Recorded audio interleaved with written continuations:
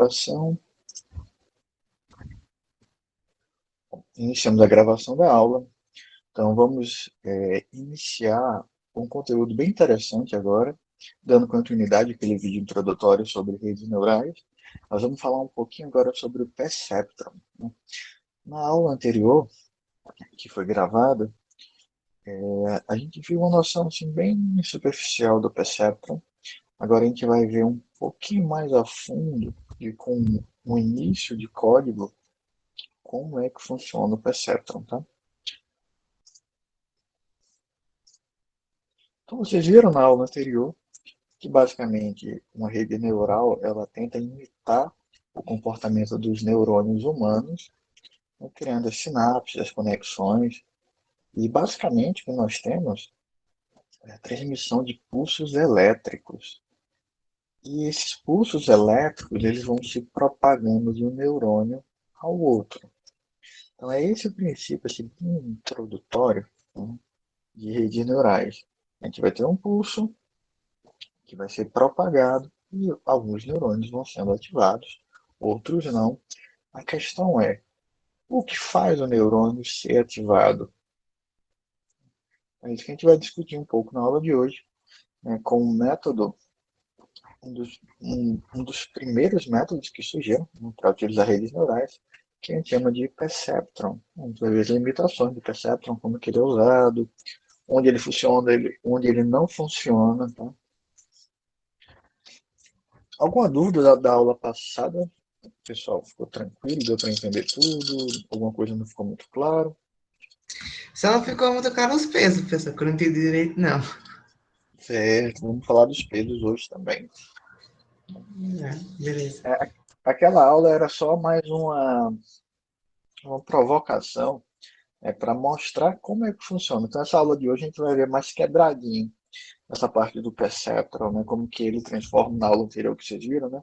Aí eu peguei um exemplo de um número, como que ele transforma aquilo ali em pixels, aí depois ele transforma em números, né? Tem aquela matriz, e depois ele transforma em pesos, né? Então, a gente vai ver isso de uma forma um pouco mais detalhada na aula de hoje. Então, o perceptron ele surgiu lá em 1940. Tá? A ideia é muito simples, a gente tem um único neurônio. Tá? Então, a gente diz que nós temos, a definição fala que nós temos um neurônio em uma única camada. Nós só temos um único neurônio em uma única camada, basicamente. E daí, nós vamos usar os termos que nós já utilizamos anteriormente, que a gente fala que são características, que são entradas, que são features, né? Tudo isso a gente pode resumir como a mesma coisa, o mesmo significado. Então, x1 aqui é uma entrada nesse meu neurônio, que eu vou decidir se esse neurônio ele vai ser ativado ou não, a partir dessa entrada, certo? Imagina essa entrada como uma característica. Como assim, professor, uma característica? Lembra que a gente falou na aula anterior, para classificar na aula, na verdade, sem ser essa que foi gravada, que foi assíncrona, na que foi síncrona, que a gente falou lá da íris, né, das flores, que tem as características que a gente viu lá, comprimento, largura da sépola, da cepa, a gente tinha 4 características naquele exemplo. Né? São 4 entradas. Nesse exemplo aqui é muito simples. Temos uma entrada para um neurônio e temos um resultado.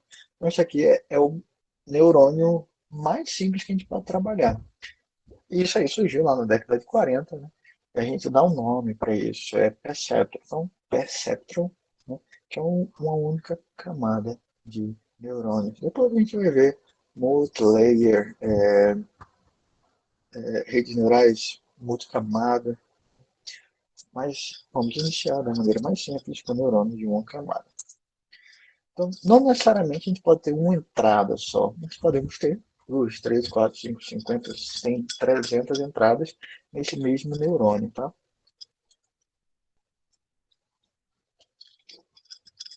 E nesse exemplo aqui,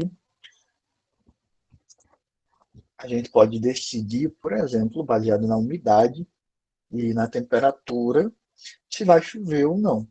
É uma predição, tá? E nós temos duas entradas, e baseado nessas duas entradas, obviamente a gente precisa ter um treinamento para definir o quê?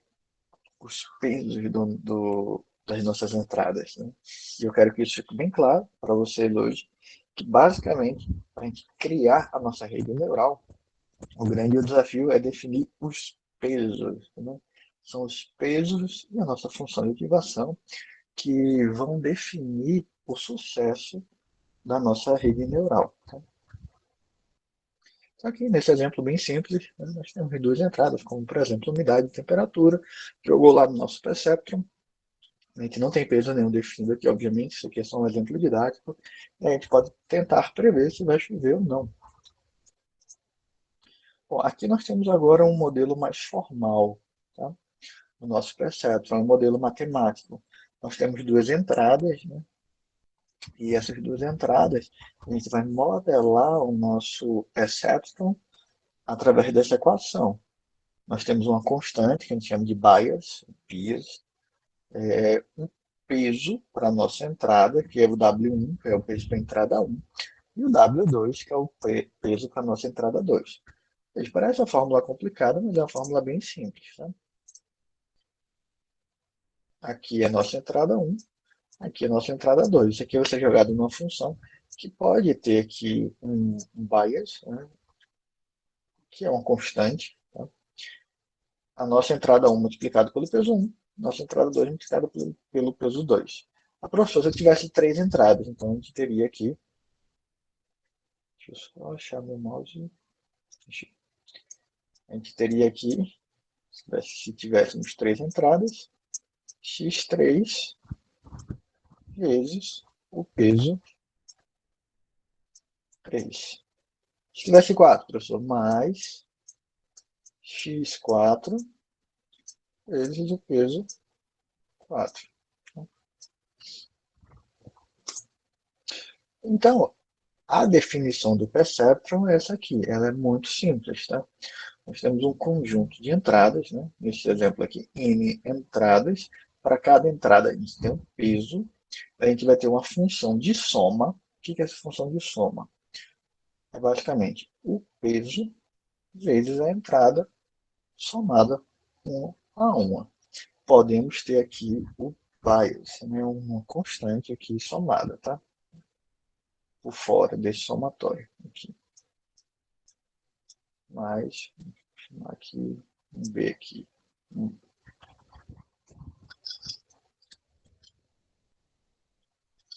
Dado esse número, isso aqui tudo vai se transformar num único número, tá, gente? Isso aqui tudo vai ser um único número.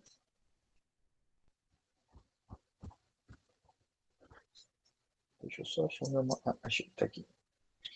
Isso aqui tudo vai ser um único número.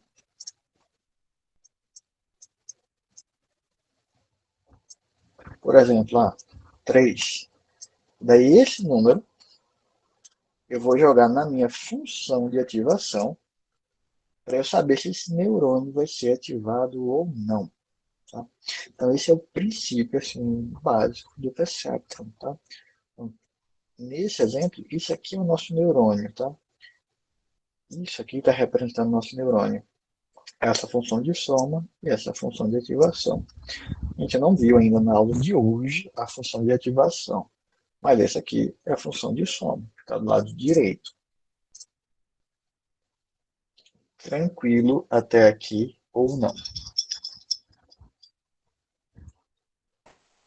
Por enquanto, tudo bem. Tudo bem? Posso continuar? Professor, voltando aí, só aquela. A baia é o que mesmo? Falou? É uma constante. Isso. É a É uma constante? constante. É um número que é uma constante que pode auxiliar no resultado final. Tá? Lembra quando a gente vê função linear? Vamos puxar a memória. Lá no ensino médio, a gente tem uma função, que a gente chama de função linear, função afim, do tipo assim, y é F de igual X, né? a x mais b. Né? Y é a constante. Não, b é a constante. Ou B é Tá? a constante, é isso. X é a minha variável, a é o coeficiente angular, né? Porque eu posso ter uma reta aqui, né? Uma função linear, uma reta, ela vai ser crescente. Se esse A for positivo, né, ela vai ser decrescente se esse A for negativo. E esse B é uma constante. Essa reta ela não vai mudar o seu comportamento. Quando adicionar constante, ela só vai iniciar de um ponto mais acima ou mais abaixo, dependendo se essa constante for positiva ou negativa. Então, relembrando lá no ensino médio, na função afim, na função linear, do tipo ax mais b, veja que essa constante ela só adiciona um novo valor a essa reta. Vamos pegar um exemplo mais concreto aqui. Vamos supor que a minha função seja y igual a 2x. Né? Aí quando x, vou botar aqui no canto para caber. Quando x é 1, tá? Y é quanto, pessoal? 2. 2. Eita, é tudo borrado aqui.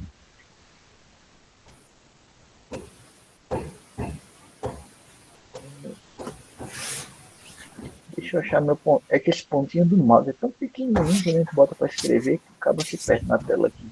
Deixa eu ver, tá aqui. Achei. O 2, quando x é 2, o y vai ser quanto aqui? 4. 4. 4. Quando ele é 3, ele é 6. Quando ele é 4, ele é 8. Daí a gente vai ter uma reta aqui, mais ou menos da seguinte maneira, né? 2, 3, 4. Aqui vamos botar 1, 2, 3, 4, 5, 6. Opa, 1, 2, 3, 4. Opa, pulei aqui. 5, 6. A gente vai ter uma reta mais ou menos assim. Meio troncha aqui, né? Mas tudo bem. Daí se a gente bota uma constante aqui, ó, mais 2, né? O que vai acontecer?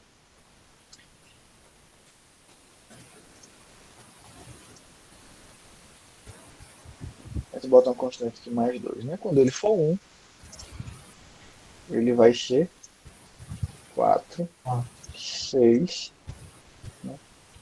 8 e 10. Né?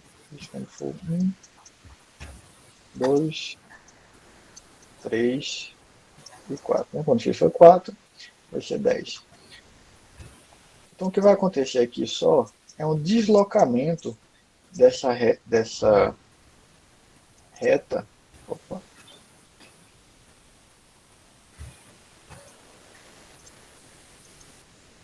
dessa reta um pouco mais para cima.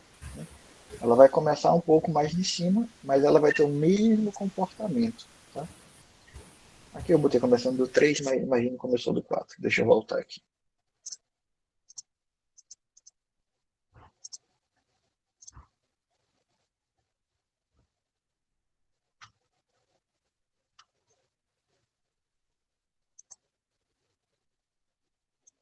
Ela vai ter o mesmo comportamento aqui da reta anterior, sendo que ela vai estar um pouco mais para cima. Eu só desloquei a reta. É diferente de eu colocar aqui o coeficiente tipo 3x mais 2. Aí vai mudar significativamente a minha reta. Então, o BAS, ele só dá um tapinha, né, na minha função para um pequeno ajuste. Tá? Vamos visualizar isso aqui no Excel, rapidamente. Deixa eu abrir aqui. Fica melhor do que o meu desenho.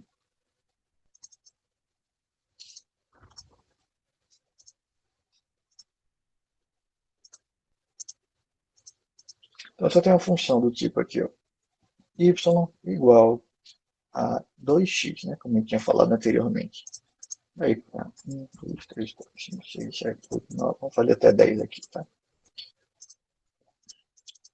Então, isso aqui vai ser igual a esse número aqui. 2, né?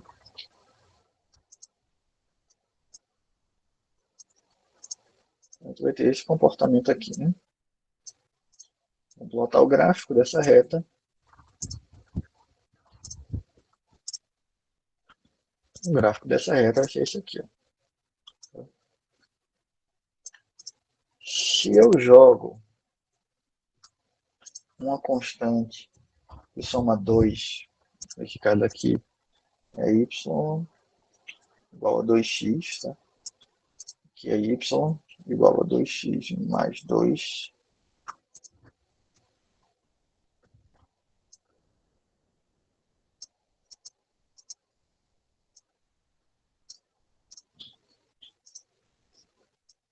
Se a gente plotar esse gráfico aqui agora, vai ter duas retas. Dá para plotar com isso aqui.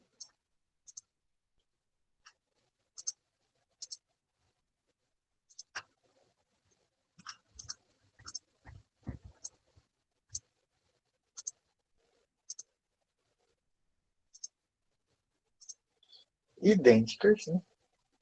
Deixa eu só esticar aqui.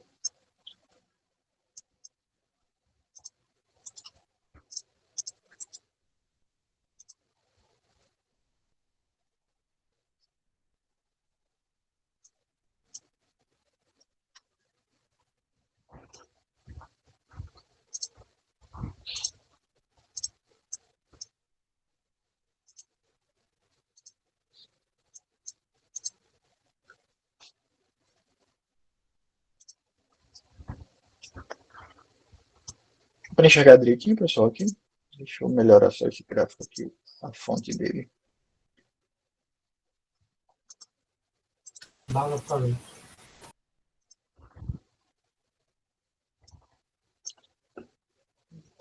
Gente.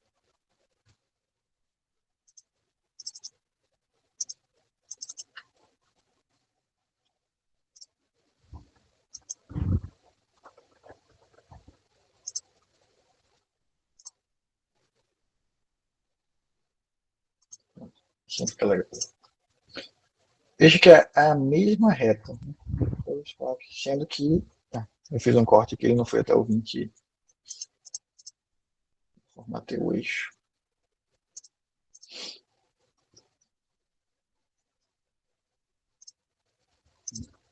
Então ele só incrementou aqui por conta daquela constante, né? Você vê que é a mesma reta.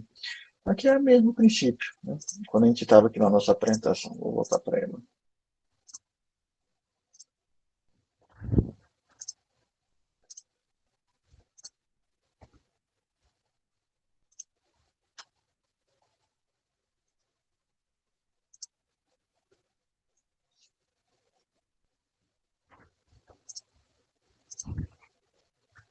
Então quando a gente fala aqui desse bias, aqui desse bias, é exatamente o mesmo princípio. É só uma constante para auxiliar no nosso perceptron, né? Na nossa ativação ou não do neurônio. A gente vai ver quando que ele é útil. Tá? É só matematicamente para vocês entenderem o que ele representa. Né? Só uma constante. Lembrando, né, para caso vocês tenham esquecido, né, eu falei que tem a função linear, x mais b, a função afim. Né? A gente vai trabalhar com perceptron, né, com problemas lineares. O que são problemas lineares?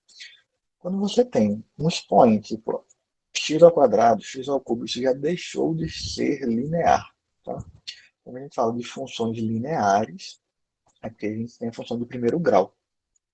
Aquele básico era que a gente resolvia ax mais b, né, encontrava o delta, x, b e c, encontrava o delta, né, menos b ao quadrado, menos 4 vezes a vezes c sobre 2 vezes a raiz de delta, não, era menos b mais ou menos a raiz de delta sobre menos 2 vezes a, nem lembro como é a fórmula. Aquela ali é uma função quadrática, né, é uma função exponencial de segundo grau. Tá?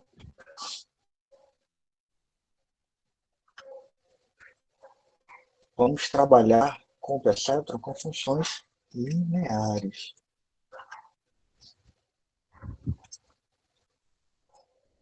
Então aqui nós temos um exemplo do perceptron, tá? Um exemplo mais concreto. Aqui são exemplos de entradas, onde nós temos aqui um set sim de pesos. Né? Então, qual seria a nossa função de soma aqui? A gente não tem um bias aqui, tá? Então, seria um peso 0,8, 0,1, 0. Esse peso foi definido aleatoriamente. A gente vai multiplicar 1 vezes 0,8 mais 7 vezes 0,1 mais 5 vezes 0. E a gente vai ter essa soma aqui. 1 vezes 0,8 vai dar 0,8. 7 vezes 0,1 vai dar 0,7. Mais 0, né? 5 vezes 0 dá 0. Então isso aqui vai ser 1,5. Veja que esse foi o resultado da minha soma. Então essa soma aqui deu 1,5. Mas eu vou jogar na minha step function, né? Na minha função, função tipo escada. Então, step seria tipo degrau. Tá? Então, eu vou jogar na minha step function, na função degrau. A minha step function ela diz o seguinte: se isso aqui for maior do que zero, essa soma for maior do que zero, eu retorno 1. Caso contrário, 0. Então, eu tenho uma ativação binária aqui do meu neurônio.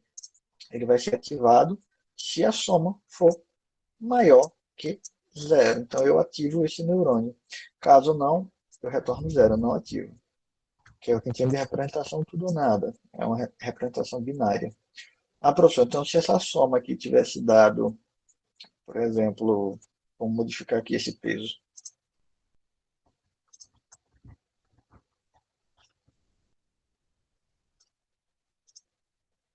Vamos supor que esse peso foi aqui menos 0,8. Tá? 1 vezes 0,8 vai dar menos 0,8. Negativo. Mais 0,7 mais 0. Isso aqui vai ser igual a quanto, gente? Quanto é que dá esse resultado? Professor, por que 1 vezes 0,8 dá menos 0,8? Não, é que eu botei o menos, né? Na verdade, aqui. Ó. Botei Exatamente. o menos que faltou colocar aqui. Para eles.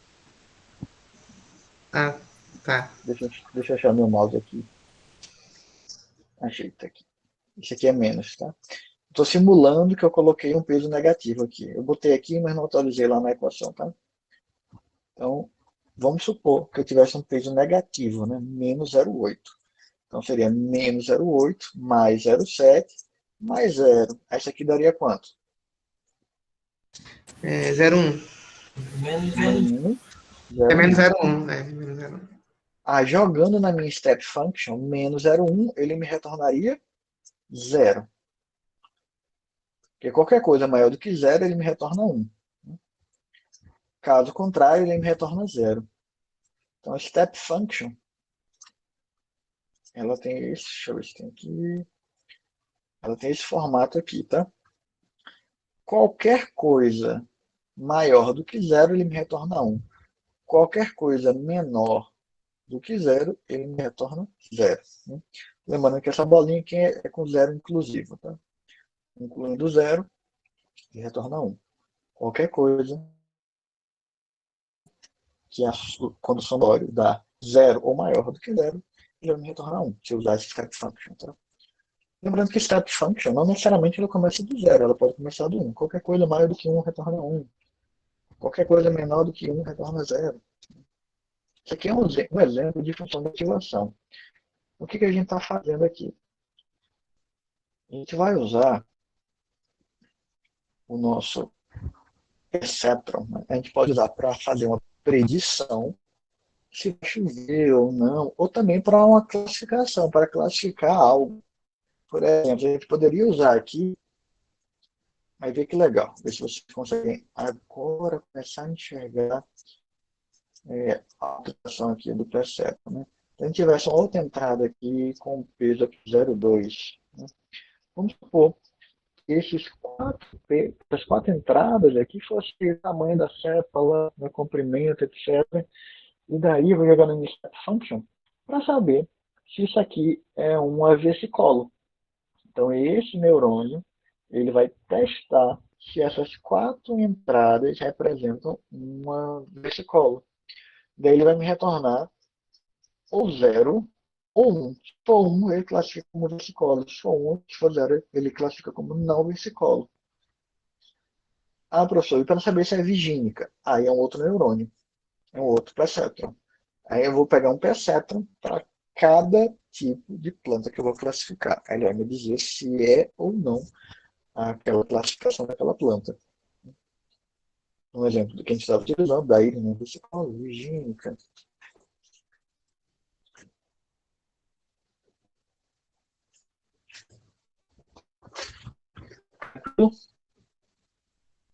Ou não? Então, fala de novo aí, que coisa que tem não. Tá cortando meu áudio? Tá normal? Eu só deu para entender mesmo. Porque às vezes que fica cortando um pouco, ou só muito bom. Ficou cortando um pouquinho, mas deu pra entender. Vamos continuar então aqui. Eu vou Ah, repetir de novo. uhum. Vejam só.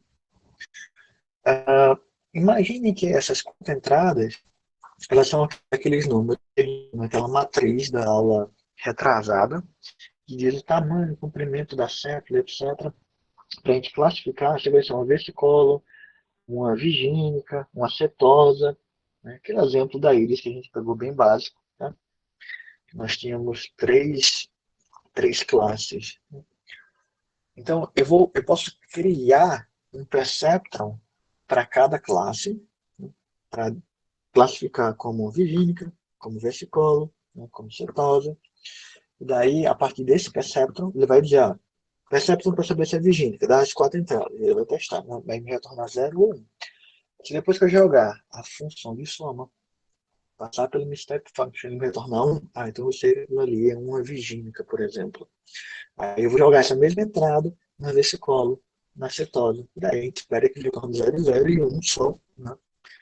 A classificação correta. Então, posso usar o perceptron tanto para classificar quanto para fazer uma previsão. O que é previsão? Ele vai me dizer se vai chover amanhã ou não. Então, ele vai me retornar 0 ou 1, por exemplo, usando o step function, né? Geralmente, para esses casos, a gente não usa o step function, a gente usa uma outra função que me dá uma probabilidade, né? Um número entre 0 e 1, que é quanto mais próximo de 1, maior a probabilidade. A gente vai chegar lá. O que eu queria que vocês entendessem agora é algo bem simples, né? É que o meu perceptron ele é um único neurônio composto por entradas, pesos, uma função de soma e uma função de ativação. Tá? Entradas, pesos, uma função de soma e uma função de ativação. E a função de ativação mais simples que a gente tem é a step function, é a função degrau. Tá? Vamos pegar só um exemplo aqui, né? Bem simples, pegando esse mesmo desenho aqui. Vamos supor que esse 175 são características de um gato. Por exemplo, o tamanho da cabeça, comprimento da pata, é, quantos anos vive, algo desse tipo, tá? Essas são três características: comprimento da cabeça, comprimento da pata e quantos anos vive. Daí, eu jogo essas características com os pesos. Não se preocupe com a definição dos pesos agora. Vamos deixar os pesos de forma aleatória. Daí eu tenho minha função de soma e eu jogo na minha step function para dizer se ele vai ser um gato ou não. Ele vai me retornar ou 1 ou 0 para dizer se aquilo ali é um gato ou não, baseado nessas características que eu forneci nessas minhas entradas. Professor, quantas características é o ideal? Depende do teu problema. Esse é um grande desafio, saber quantas características são relevantes para a gente poder treinar o nosso modelo, para a gente poder ter uma acurácia boa, para a gente poder ter uma avaliação boa do nosso modelo. Tranquilo esse exemplo que eu falei para vocês? Deu para entender? Deu. Posso seguir? Pode. Então, vamos lá. Então aqui é como a gente poderia implementar. Veja que é bem simples a implementação. Aqui a gente criou um array aqui com três entradas e os pesos, né? A gente modificou apenas o valor aqui da entrada, né? botei -1, né? -175 e 08, 01 e 0, tá? Então, foi definida aqui uma função de soma, né? Um for, né? Multiplicação das entradas, retorna a soma. Né? E a step function, se for maior que zero, retorna 1, se não for, retorna 0. Né? Tranquilo isso aqui em Python para vocês, né? Do lado esquerdo, a gente está definindo a função de soma, onde ele está recebendo dois arrays, né? O E, que são as entradas, o P, o peso. Então, temos uma variável aqui, que é a variável de soma, onde a gente jogou isso aqui dentro de um for, né? E acumulou o valor somado por cada índice, né? 0, 1 e 2, entrada vezes o peso, retorna S. Essa aqui é a minha função de soma. Tá? Tranquilo? Essa função de soma. Professor, no caso, a soma, a acumulação de soma, é entrada vezes o índice, não seria mais o peso vezes o índice, não? Tá, é porque eu estou utilizando aqui mais igual. Tá? Esse mais igual, ele é equivalente. Aí eu vou fazer o seguinte: S é igual a S, opa, mais isso aqui. Aí eu digo essa multiplicação aí não é soma, não? Tinha lá no outro, não era soma, no anterior? Tinha, ou não, eu vi Vamos, errado. vamos tirar essa dúvida. Veja só. É um, Aqui. soma, Ah, é vezes mesmo, é vezes. é um somatório da multiplicação da entrada vezes o peso. Né? A gente viu aqui até com duas entradas só, que é x1 vezes w1 mais x2 vezes w2. Isso aqui, pessoal, para quem não está acostumado, é só uma representação matemática, né, que simplifica, né, essa equação de soma, que aqui é até n. O que é n? N entradas. Né? Se eu tivesse 200 entradas, no lugar de eu escrever x1 vezes w1 mais x2 vezes w2, né, a gente simplifica. Fazendo de 1 até 100, xi de i igual a 1, né, até 100, xi vezes wi, soma. Pronto. É uma forma de a gente condensar, para não ter que escrever tudo isso aqui. Beleza. Aqui no caso a soma é que a. É isso mesmo. É, justamente, é isso mesmo. Eu confundi aí essa multiplicação. Não, tranquilo. Aí do lado direito aqui, a gente está chamando a função de soma, né?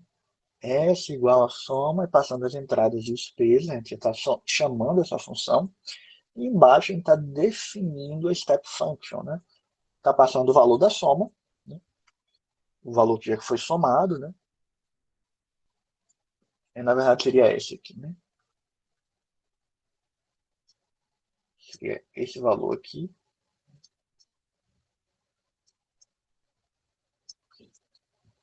E daí, se S for maior ou igual a zero, retorna 1. Se não, retorna 0. Né? Lembrando que esse return, se ele entrar aqui, ele já retorna 1. Né? Então ele já acaba aqui. Se ele não entrar aqui, automaticamente ele vem para cá, para o return de 0. Então não precisa de um else aqui.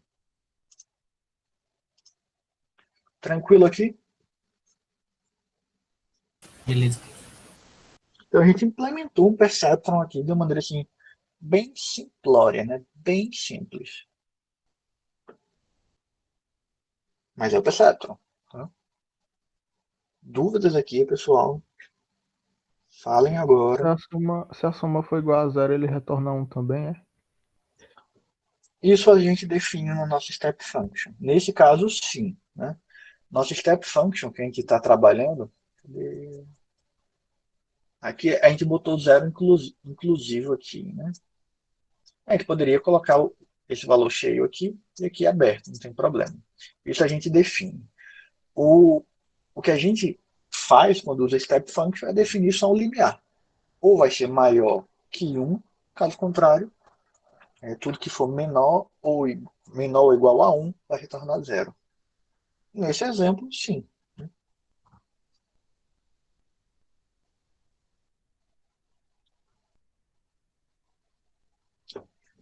Acho que eu entendi a tua dúvida, tá? Aqui Ok. nessa step function aqui, a gente está utilizando maior ou igual a zero. Aqui a gente está utilizando maior ou igual a 1, inclusive. Tá? Mas isso é uma definição. Você pode optar. Aqui poderia ser maior ou igual a. Cadê minha setinha? Achei. Maior ou igual a zero. Aí estaria fidedigno a essa figura aqui. Porque essa figura aqui dessa step function está maior ou igual a zero, incluindo zero. Ok. Mas poderia ser só maior, não tem problema também.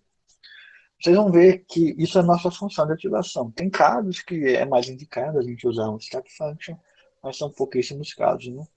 A gente tem outras funções de ativação também, tá? A gente tem a ReLU, a gente tem a sigmoid, só botei duas, mas tem mais. Tá, então tem a ReLU, que é uma função que é linear a partir do zero, tá? Então é uma função linear a partir do zero, mas qualquer coisa aqui menor que zero, ela é zero. Se minha função de soma retornar qualquer número menor que zero, e menor ou igual a zero, ele vai dar zero. Então ele tem aqui ó, uma função linear a partir do zero, né? E qualquer coisa abaixo de zero ele retorna zero. Temos a sigmoid, porque é bastante utilizada a sigmoid, uma função logística também. Não se preocupe agora com as fórmulas, você não precisa decorar a fórmula da sigmoid, a fórmula da ReLU, a step function. O ideal é vocês entenderem que existem diferentes funções de ativação para o Perceptron. Professor, como que eu vou saber qual a função de ativação eu vou utilizar? Bom, depende do teu problema. Vai pesquisar na literatura aquele problema que o pessoal geralmente utiliza, e daí tu vai optar por uma determinada função de ativação. A função de soma não muda, gente. A função de soma é a função de soma. Tu vai somar. Entrada vezes espelhos. O difícil da rede neural é a gente definir os pesos, né? Eu passei para vocês aquele vídeo do AlphaGo. Vocês chegaram a ver o AlphaGo, aquele documentário que estava na Netflix, não está mais?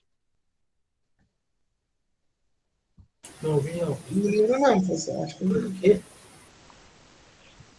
Eu vou passar esse documentário, é muito legal. O AlphaGo é muito legal. É um dos melhores documentários que eu vi de inteligência artificial. Tá? Um documentário recente, onde o pessoal mostra, obviamente, ele não vai mostrar o código, mas ele mostra todo o processo de competição de um jogo que foi desenvolvido utilizando redes neurais de multicamada, onde eles ficam treinando, e daí o treinamento demora, né? Eles ficam tentando definir os pesos, né, da próxima jogada, de acordo com o que ele está analisando lá no tabuleiro. Aí tem um tempo que ele fica lá processando, pensando, né? E daí eles treinaram, eles falam isso lá no documentário, não estou dando spoiler. Eles pegaram assim, vários, centenas de milhares de jogos, cena a cena, né? Movimento a movimento, e treinaram a rede neural deles para o computador jogar AlphaGo, que é um jogo assim, extremamente complexo, né? É mais complexo, inclusive, que o xadrez, o AlphaGo, porque tem muito mais movimentos, né? O número de combinações possíveis no AlphaGo é muito maior do que o xadrez. Então, assim, um computador joga bem xadrez já há uns dezenas de anos. Né? Acho que eu passei para vocês o documentário acho não, passei para vocês o documentário da IBM, onde o pessoal fala, né, que o computador da IBM venceu lá um dos maiores jogadores de xadrez do mundo. Então, isso já aconteceu há décadas atrás. Mas o AlphaGo foi algo assim extraordinário, um avanço assim muito interessante na área de inteligência artificial, porque ele é mais complexo do que o xadrez por conta do número de combinações possíveis que o jogador pode fazer. Daí esse documentário é um documentário novo, acho que tem uns 2 anos esse documentário. 2 anos, acho que uns 3 anos no máximo, né? Contando essa história do processo da criação dessa rede neural, do processo de treinamento. Muito legal, eu vou passar para vocês. Daí, a gente não está falando ainda de rede neural multilayer, né, de múltiplas camadas, a gente está vendo o perceptron, um único neurônio, uma camada só para ser mais simples. mas é o mesmo princípio, tá? Vamos ver que o princípio básico é esse aqui. A gente tem as entradas, os pesos, a função de soma e a função de ativação. Ora, isso aqui é um único neurônio.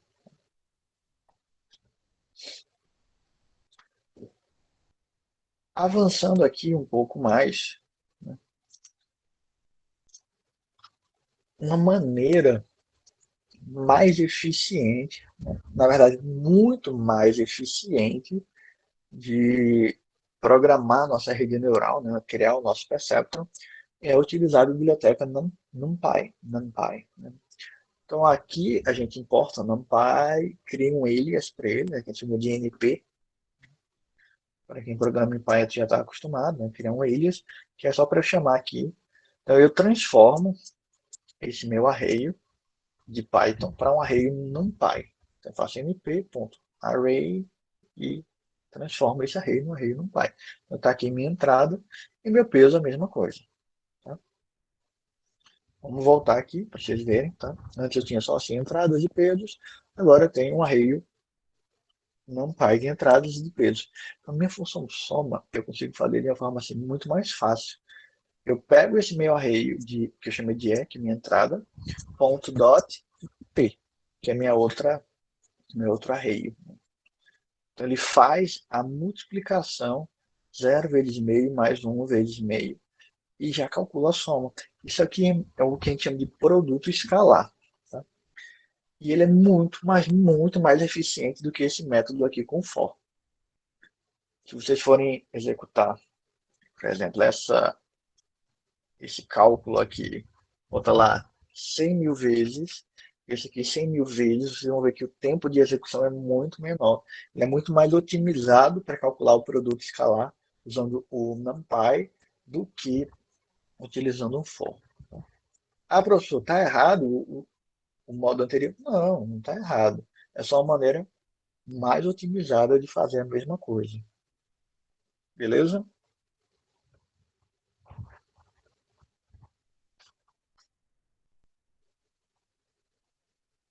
Tranquilo? Beleza, tranquilo. Tranquilo, professor. Dúvidas aqui? Enquanto, quando eu estiver fazendo o código, é que vai surgir a verdade aqui, né? Mas deu para entender isso aqui? Eu sim. Deixa eu botar no chat, eu não estou vendo o chat. Beleza. Então, step function é a mesma coisa, né? Mesmo step function de antes.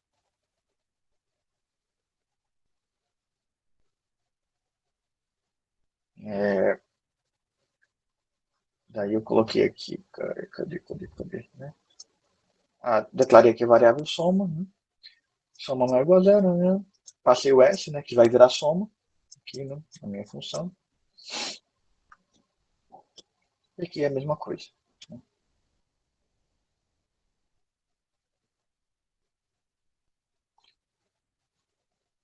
Já falei aqui para vocês das funções. E aqui é o exemplo anterior que eu falei para vocês, de umidade, pressão. Né? Dependendo da umidade, da pressão, do ar, do peso que eu defini, eu posso dizer se vai chover ou não. Ou eu posso dizer que, dado o mês que a gente está e a quantidade de feriados, eu consigo prever, por exemplo, a quantidade de vendas. Né? Então, basicamente, eu tenho uma, duas, três entradas e os respectivos pesos para cada entrada. Daí eu vou ter a minha soma e minha função de soma. Isso para N entradas, tá?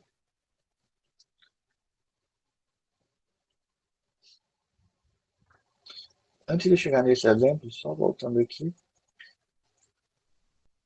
Tranquilo esse código aqui, né, pessoal? Tranquilo, professor. Acho que eu tinha falado aqui, não, esse S aqui tem que estar aqui, né? Eu cometi um errinho aqui, tá? Aqui é a minha função, daí eu boto o nome da minha variável que eu quiser aqui, minha variável aqui da minha função. Então, tranquilo, eu vou passar o S aqui, ou qualquer outra variável, então isso aqui pode ser nome de soma, não tem problema. Beleza? Beleza.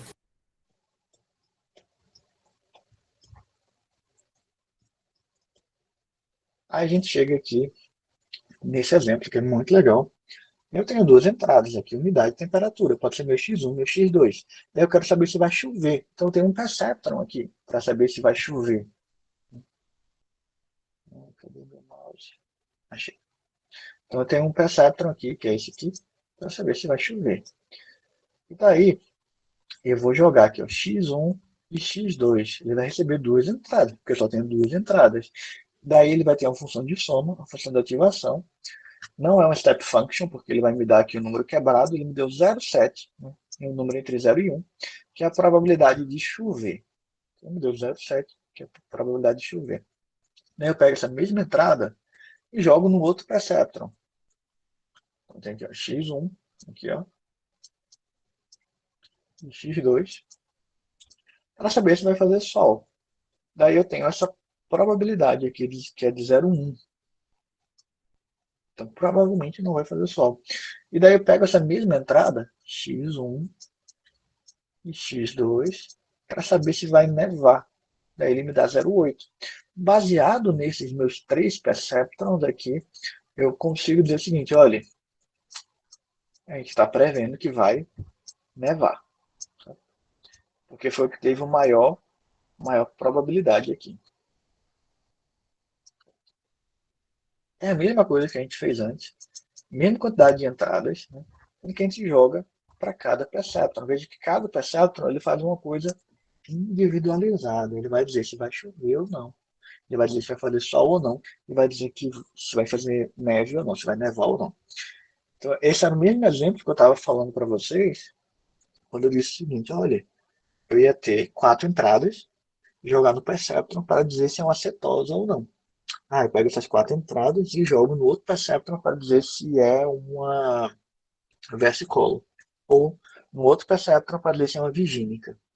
Então eu tenho um perceptron individualizado para a classificação que eu quero fazer, ou para a previsão que eu quero fazer. Sacaram isso? Professor, no caso, a constante aí seria o 0,7, 0,1 e 0,8, né? Não. Boa pergunta, Lipe. Isso aqui não é uma constante. Isso aqui é o resultado da minha função de ativação já. Tá? Exemplo. É. Vamos voltar para cá. Sim, eu pensei Vamos... que era a constante. Não, esse aqui É foi o o seguinte. resultado, né? Isso aqui foi o seguinte. Eu tive lá, vamos supor, 3 entradas com os pelos definidos. Ele calculou a soma, jogou na minha função de ativação. Isso já foi o resultado da minha função de ativação. Professor, por que ele não ficou entre 0 e 1? Por que ele não foi 0 e 1? Porque ele não usou uma função step function, ele usou uma sigmoid, por exemplo.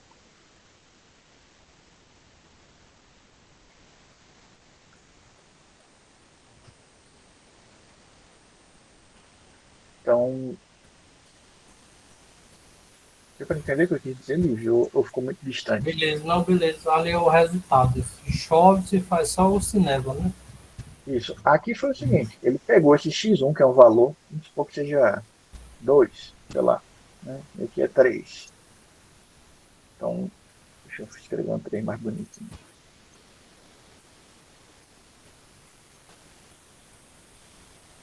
Dois e 3. Aí ele jogou aqui esse 2 e esse 3 com peso aqui, que eu não sei qual é, vamos chamar aqui de W1 e W2. Aí ele multiplicou 2 vezes W1, 3 vezes W2, que é o peso, deu a soma, né?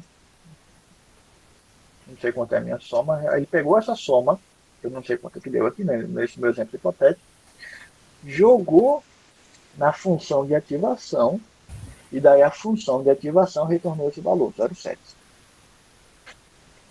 Beleza? Beleza. Mesma coisa aqui no Sol, mesma coisa lá na neve. Então tem um perceptron para cada classificação que eu quero fazer, para cada predição. Tá? Se vai chover, se vai fazer sol, se vai nevar. Ok? Beleza. Aqui é um exemplo para eu saber, para eu classificar automaticamente, né? Se duas entradas vai dar positivo ou negativo, usando AND, o operador AND. que vocês já viram lá desde o primeiro período, quando vocês pagaram com Portugal, depois com Python ou C, e aí em Java também, né? Que falso com falso dá falso. Falso com verdade dá falso.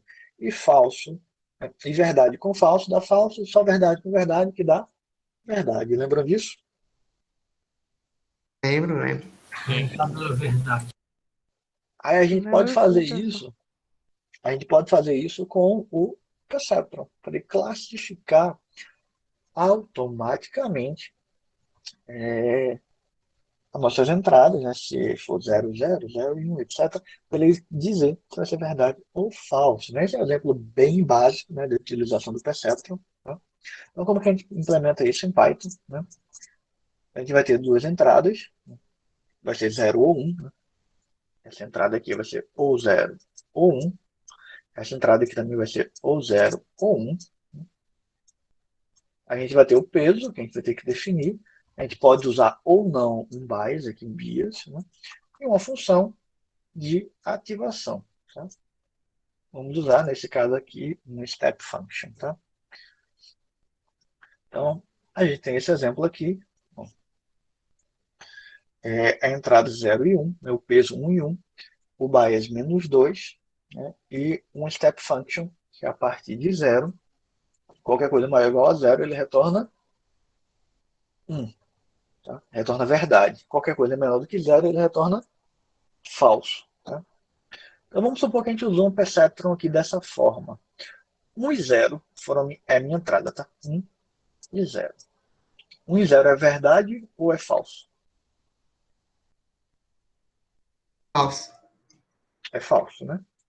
Mas o meu perceptron, ele vai cuspir o quê? Qual vai ser a saída desse meu perceptron? Vamos lá. Primeiro, vamos ver se fica mais claro agora. A gente vai fazer a soma. Então, a soma vai ser meu bias aqui de menos 2, né? Que é a minha constante. Menos 2 mais a minha entrada, 1 vezes o meu peso. Qual foi meu peso? 1. Né? 1 vezes 1. Mais a minha outra entrada, que foi 0, vezes 0. Qual foi meu resultado aqui?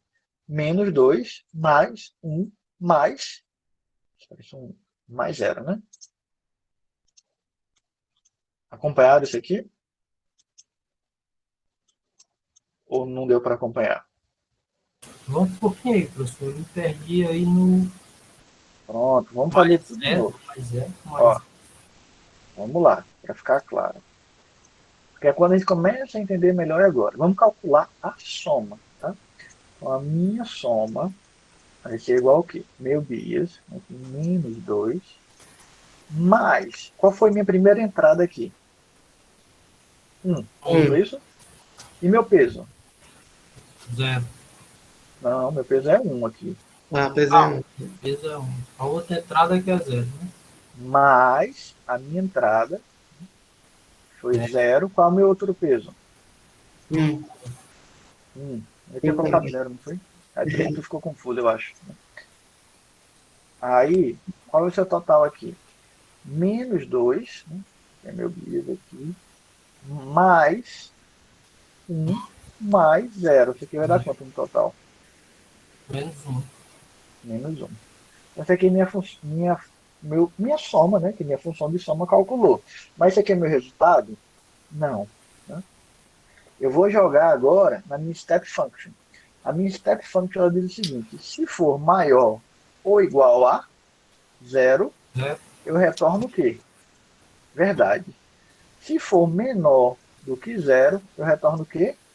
0, que é falso. Certo? Dá para ler aqui? Assim. Ele me retornou o quê? Minha função de soma foi o quê? Foi qual valor? Menor que 1. Menor do que menos 1. Então foi menor do que 0. Né? Então ele vai me retornar quanto aqui? O meu perceptron? 0. 0. Então ele vai retornar o quê? Falso. Tá certo isso aqui? 1 e 0 é falso? 1 verdadeiro e 0 é falso, né?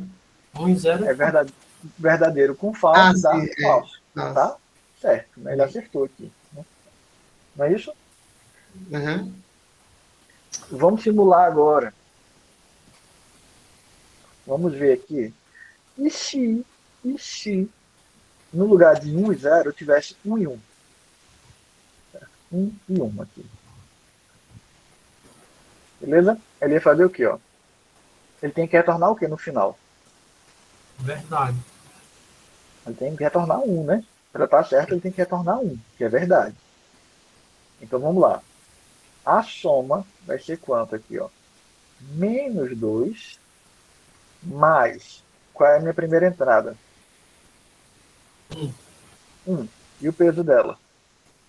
um, 1. Mais. Qual é a minha segunda entrada? 1. um, Qual é o meu peso? um. 1 também. Qual é o total aqui? Menos 2 mais 1. Então isso aqui vai dar 0. É, Minha soma foi 0. Quando eu jogo na minha step function, qualquer coisa maior ou igual a 0, ele vai me retornar o quê? 1. verdadeiro. Menor ou igual a 0, ele me retorna o quê? 0. Não, Como a mas que soma no foi caso 0, aí, menor do que zero, né? Maior ou igual ou menor que, né? não, aqui é só menor que 0. Né? Ah, certo, pai. Senão vai ter uma interseção. Ou Isso, ele é maior ou igual a 0 aqui, ou ele é maior que 0 e menor ou igual a 0 embaixo. Né? isso. Então, como ele é maior ou igual a 0, ele retorna 1, e deu 0, ele vai retornar aqui 1. Né? Então, quando eu jogar aqui na minha step function, ele vai me retornar 1, que era o valor esperado. Né? Então, ele acertou também aqui. Então, veja que esse meu perceptron, ele consegue classificar o operador AND com duas entradas perfeitamente. Ele consegue dizer se 1 e 0 é verdade, se 0 e 0 é falso, e etc. Né? Com 100% de precisão. Show de bola. Né? Como que a gente implementa isso? Veja, é exatamente o que a gente acabou de ver, né? Sendo que a gente só alterou aqui o BIAS, as entradas, né? E nós ajustamos a nossa step function para ser maior ou igual a 0. Beleza. Dê uma olhada aí no código, pessoal, ver se faz sentido para vocês.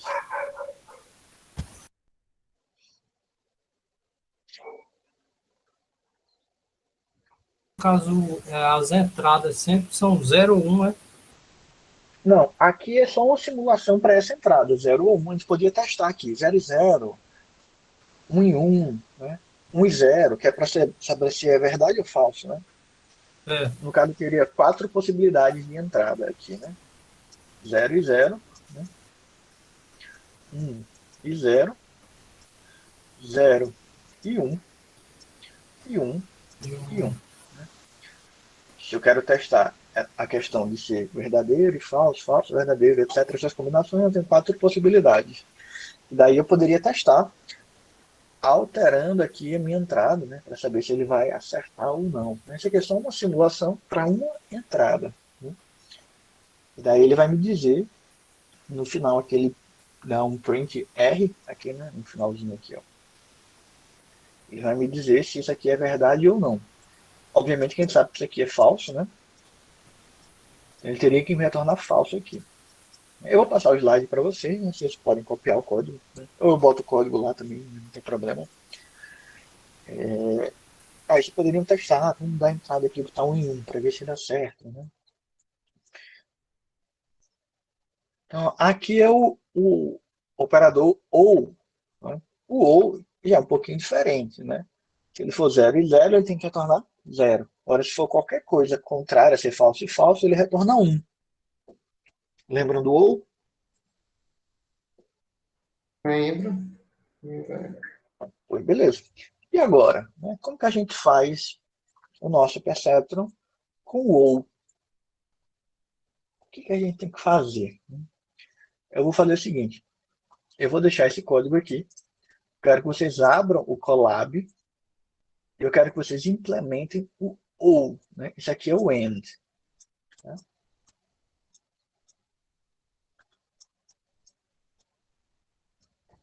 Lembrando que o AND, né?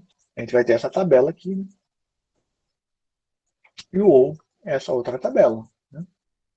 Então, eu quero que vocês implementem agora o ou, né, o end está aqui. Você só precisa alterar o quê? Né? A entrada, essa entrada que a gente precisa alterar agora, vocês vão ou mexer no bias ou no peso, que é basicamente isso que vocês podem alterar nesse neurônio de um único neurônio que vocês têm, né, que é o perceptron. Então, a única coisa que vocês podem mexer é o peso e o bias. Vamos lá, abra um Colab, mão na massa para implementar o ou.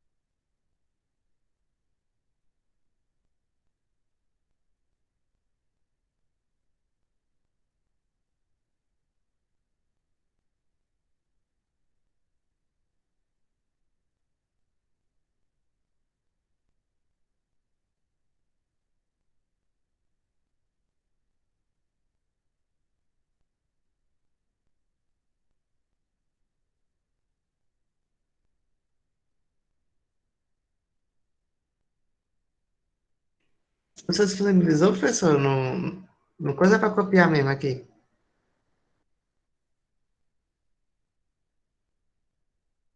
Não, disponibilizei não. Copia daí do slide, deixe aberto, né? Vocês podem copiar. Deixa eu ver se eu acho aqui para facilitar para vocês, mas a princípio copiem.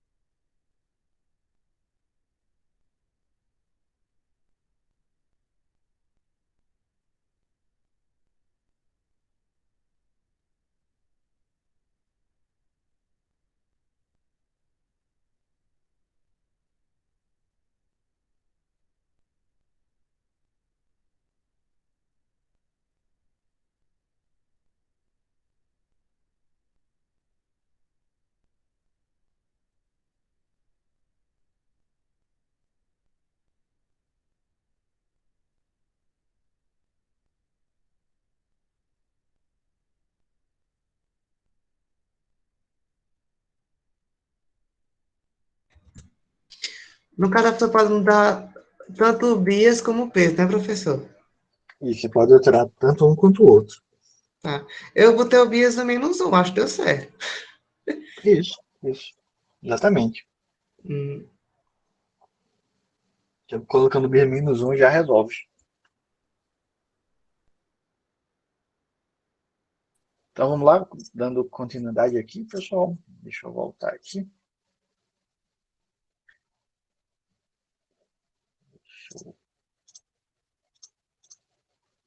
Então, nesse caso aqui, ó, como que a gente implementava, como que a gente pode implementar em Python, né? O ou, né? Só mudando o bias aqui para -1. Quando a gente muda para -1, isso acaba resolvendo os nossos problemas. Aí vamos calcular aqui, ver que legal, como que o -1 aqui, só essa alteração resolve nossos problemas. Vamos pegar aqui 0 e 0 no ou. É para dar o quê, pessoal? 0 com 0 é para dar o quê? Verdadeiro ou falso? 0 com 0 é falso.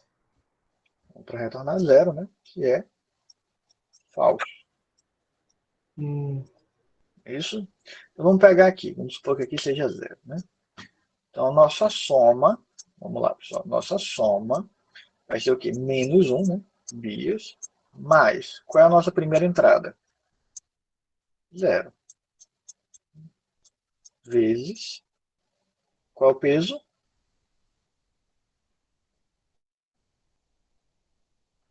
Qual é o hum, peso? hum. 1. Né?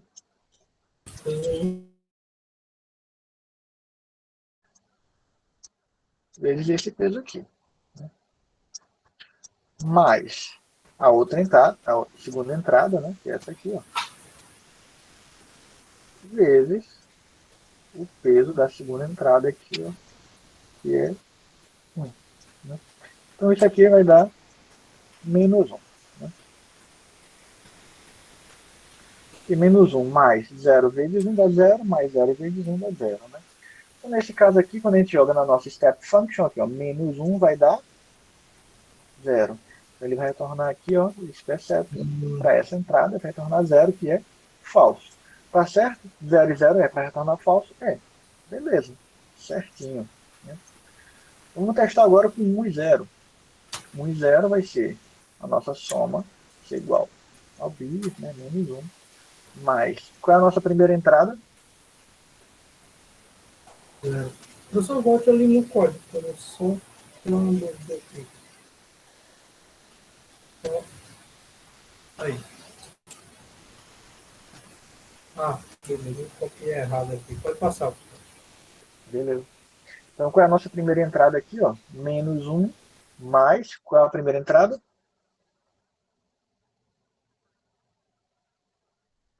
1. 1. Vezes o peso, que é 1 também. 1. Mais. Qual é a nossa segunda entrada? 0. Vezes.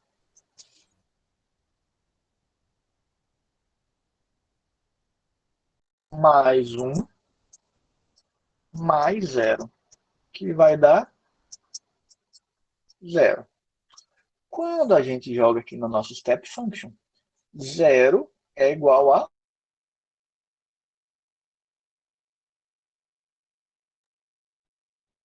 1 e 0 é para retornar o quê? No ou. 1 e 0 é para retornar 1, que significa o quê? Verdade, né? Que é o ou, né? E ele retornou 1, nosso perception não está certíssimo, né? A gente percebe ver, a gente consegue perceber aqui que se eu inverter aqui 0 e 1, ele vai dar o mesmo resultado. 1 e 1, ele vai retornar também um valor maior que 0. Então, certíssimo, né? A gente conseguiu resolver o problema do ou com o perceptron, né? E do and também. A gente só ajustou o bias. Mas a gente tem alguns problemas, né? Temos alguns problemas aqui. Quais são os problemas que nós temos, né? Como determinar os pesos, né, no nosso perceptron? A gente está chutando os pesos de maneira manual, né, e também o bias, né? Então a gente fez isso de uma maneira meio que aleatória e chutando, né? Eu já dei os pesos para vocês iniciais, isso facilitou um pouco. Mas na prática, né, como que a gente faz? Na prática, a gente começa com um valor aleatório. A gente não sabe, então a gente chuta. Né? Joga um random, chama lá o random, e atribui um peso aleatório. Daí a gente vai ajustando os pesos. Né? Mas para isso a gente precisa ter um conjunto de dados de treinamento, para que a gente vá ajustando. Então temos alguns algoritmos, tipo backpropagation, né? Que a gente consegue ir ajustando os pesos. Né? Então outra coisa que vocês vão perceber quando estiverem estudando um pouco mais sobre redes neurais, é que essa figurinha aqui, ela representa a função da ativação que a gente está utilizando. Essa função, ela não é a função step function, ela não tem esse símbolo da step function. Né? Isso aqui é o símbolo da sigmoide. A gente vê aqui ó, que a função sigmoide, ela, a step function, ela é uma escadinha, né? Tem esse formato aqui. Então, vamos lá, passar aqui. Então, muitas vezes vocês vão encontrar um desenho aqui na minha função de ativação. Se o desenho for assim, isso aqui é um step function, né, que é um valor aqui, passou esse valor, é uma função uniforme, né, reta aqui. Né? Esse aqui é sigmoide, a ReLU, tem aquele outro comportamento que a gente viu. Então, muitas vezes, vocês vão ver um desenho aqui dentro, que significa o tipo da função de ativação que está sendo utilizada naquele momento. Né? Então, para definir os pesos, existe um algoritmo que atualiza esses pesos. Né? Um desses algoritmos é chamado de backpropagation. Né?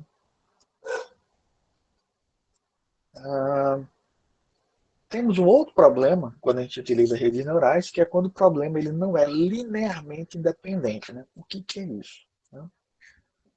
Aqui nós temos duas classes, pessoal, das bolinhas laranjas e das bolinhas azuis. A gente consegue traçar uma reta e separar essas duas classes. Né? Isso mostra que o problema ele é linearmente independente. Nesse outro exemplo aqui, não tem como a gente traçar uma reta assim, perfeita para separar. Aqui eu tracei, ficou mal traçada essa reta. Né? Quando a gente traça uma reta, ou vai ficar umas bolinhas azuis e laranjas de um lado e só laranja do outro. Quando isso acontece, a gente diz que a gente tem um problema não linear. Ele não é linearmente independente. E o perceptron não funciona para esse tipo de problema. O perceptron ele só funciona para problemas linearmente independentes.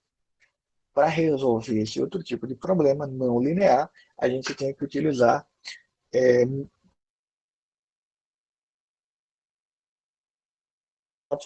múltiplas camadas.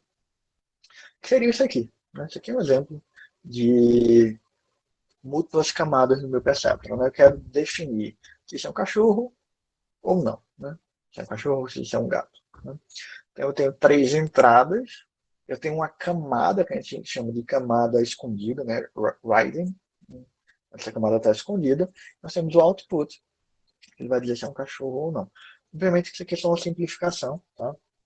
Para a gente introduzir, né, neurônios de múltiplas camadas. Tudo que a gente viu até agora, né, foi com um único neurônio, uma única camada, né? Mas aí já dá para vocês terem uma visão de como funcionaria, né, múltiplas camadas, né, múltiplos neurônios funcionando, né, que é o que a gente chama de multi-layer perception. Beleza, pessoal? Então, por hoje é isso, né? Eu vou deixar uma atividade para vocês. Né? Amanhã, nessa aula de 4 horas, eu vou deixar uma atividade prática para vocês, que acho que vocês precisam revisar e treinar. Então, amanhã, eu vou querer que vocês façam o seguinte. Quero que vocês implementem o ou exclusivo, que é o SHOR. O que eu vou fazer? Eu vou deixar uma apostila, que é um conteúdo complementar à nossa aula, para que vocês leiam essa apostila, implementem um SHOR e me entreguem amanhã. A aula é 1h30, então vocês vão ter 1h30 de aula prática para vocês me entregarem sobre o SHOR. Tá? Quem não sabe o que é o SHOR, é o OU exclusivo. Né? A gente viu agora o AND e o OU. Né? Então, Vou mostrar aqui o end para vocês, tá? Para a gente finalizar a nossa aula. O end, a gente vai ter aquela tabelinha aqui.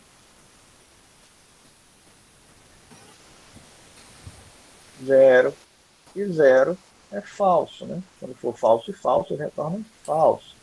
Então ele só vai ser verdadeiro quando tiver 1 e 1. Né? Aí ele retorna verdadeiro.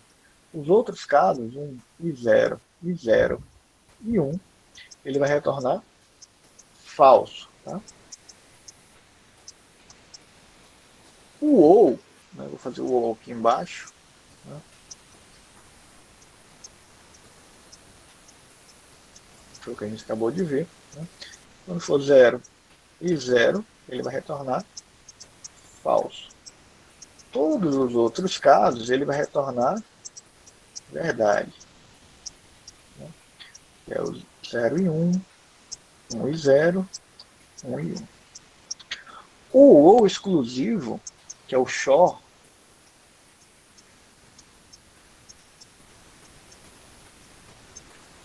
vou botar aqui 0 e 0, 0 e 1, 1 e 0, Falso se os dois forem iguais, né? 1 e 1. Né? Aí ele vai ser aqui, ó, falso e falso. Ele só vai retornar verdade quando for ou.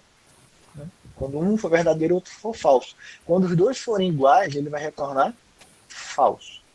Então, a atividade de amanhã, quero que vocês implementem isso aqui. Eu vou colocar esse código que eu mostrei na aula de hoje para vocês. Eu sei que já digitaram, mas eu vou colocar lá.